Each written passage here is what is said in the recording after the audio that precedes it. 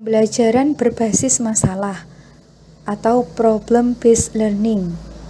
Dalam pembelajaran PBL, peserta didik dalam konteks suatu permasalahan untuk dipecahkan.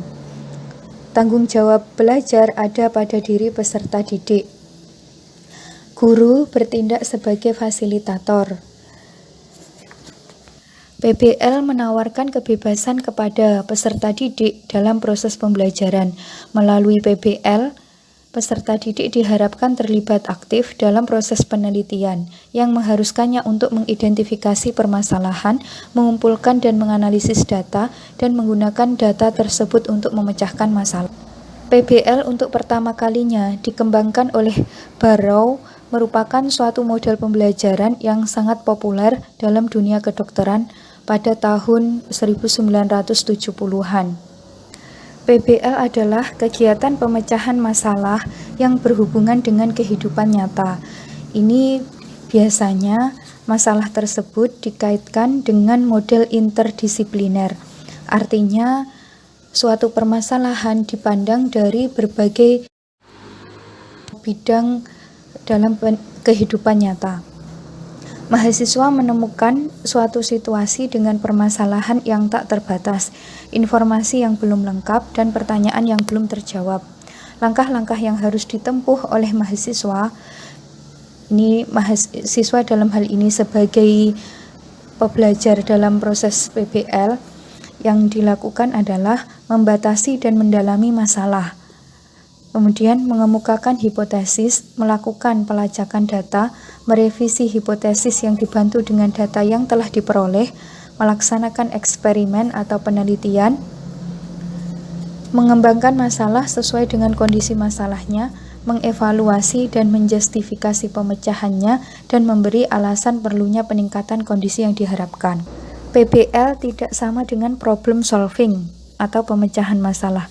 Dalam PBL, permasalahan ditemukan sebelum semua pengetahuan yang relevan diperoleh dan menghasilkan pemecahan masalah untuk menambah pengetahuan dan keterampilan pemecahan masalah. Menurut Panen tahun 2001, ia menguraikan secara singkat tentang 5 prinsip dasar yang menjadi ciri-ciri PBL, yakni 1. Permasalahan sebagai pemandu. Permasalahan merupakan acuan konkret yang harus menjadi perhatian mahasiswa. Bacaan diberikan sejalan dengan permasalahan. Mahasiswa ditugaskan membaca sambil selalu mengacu pada masalah. Jadi misalnya dalam pembelajaran itu diawali guru dapat memberikan atau membagikan artikel untuk dibaca oleh siswa atau mahasiswa, kemudian peserta didik itu berusaha mengidentifikasi permasalahan yang dapat dikaji lebih lanjut dari artikel itu apa saja, dan permasalahan itu dipandang dari berbagai bidang. Kedua, permasalahan sebagai kesatuan dan alat evaluasi. Permasalahan disajikan kepada mahasiswa setelah tugas-tugas penjelasan diberikan. Ciri utama PBL sebagai berikut. 1. Pengajuan pertanyaan atau masalah.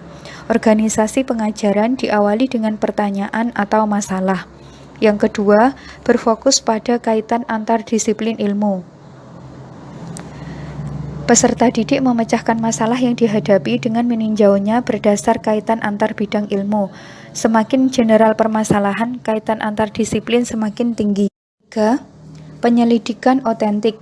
Melakukan penyelidikan untuk mencari solusi yang nyata dari masalah yang nyata.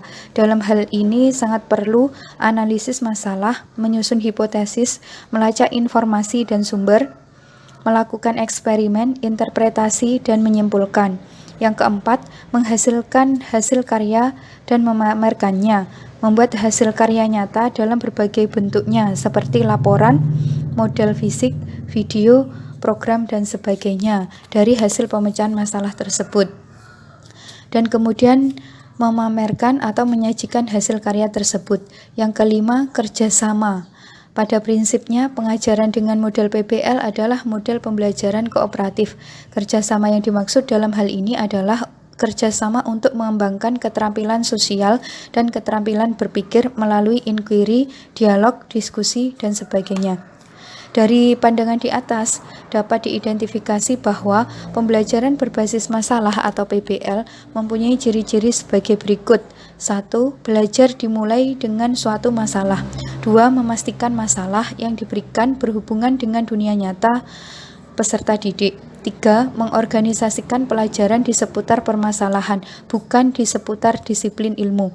Yang keempat, memberikan tanggung jawab yang besar kepada peserta didik dalam membentuk dan menjalankan secara langsung belajar mereka sendiri. Yang kelima, menggunakan kelompok kecil. Yang keenam, menuntut peserta didik untuk mendemonstrasikan apa yang telah mereka pelajari dalam bentuk suatu produk atau kinerja. Yang ketujuh, menekankan pada proses belajar untuk belajar dengan memberikan tanggung jawab maksimal kepada mahasiswa atau peserta didik untuk menentukan